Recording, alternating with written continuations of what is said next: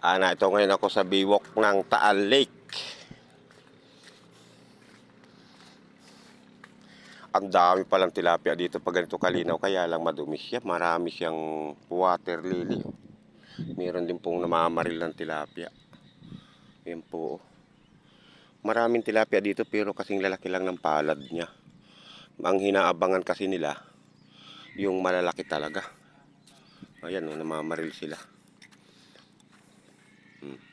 Dito po ang Taal Lake. Andito ako sa biwok. Sayang ko ari pala nalilinis na. Dami lang siyang basura, mga dumi. Hindi malinis. Pero ang ganda ng Taal Lake. Yung bundok na yun, yun ang akala ko yun. Yan guys, akala ko yan. Yan yung bulkan, hindi pala yan. Yan pala yung Mount Makulot. So yun ang bulkan, yun. Yun ang bulkan. Bilang yun. Dito, daming tilapia. Kaya lang itong mga narito sa mga ganito yun, may binaril na. Hindi yata alam kung nahuli. Kung tinamaan. Pinipili lang nila yung malaki. Hindi yata nahuli, wala. Ito, madaming tilapia. Kaya lang maliliit siya. Hindi lang makita sa camera. Oh. Mga kasing lalaki lang ng palad.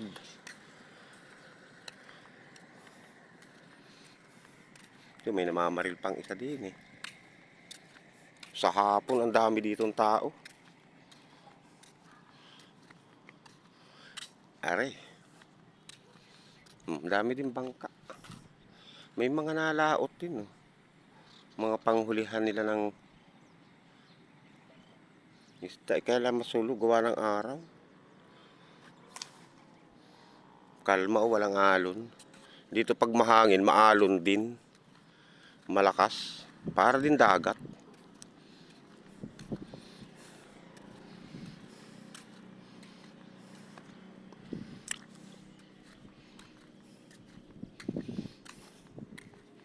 Oh. Dito medyo malinis siya. Madami siyang tilapia. May kutabing din pala dito. Oh, tingnan nyo guys, oh. Ay, hindi makita. Kaya isipin mo dito, may kutabing, hindi naman to dagat. Lawa. Tapos may mga patlay. Nakakapagtaka din.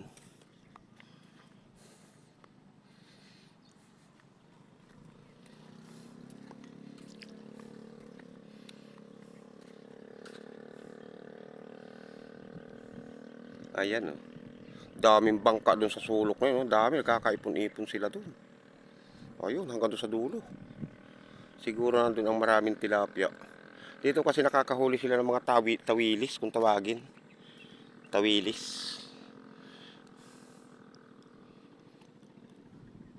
Yan yung kung tawagin parang malapni sa Quezon.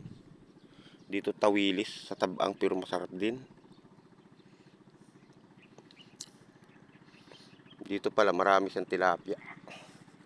Kaya laang hindi ganun kalalakihan yung iba kaya pinipili yung malalaki.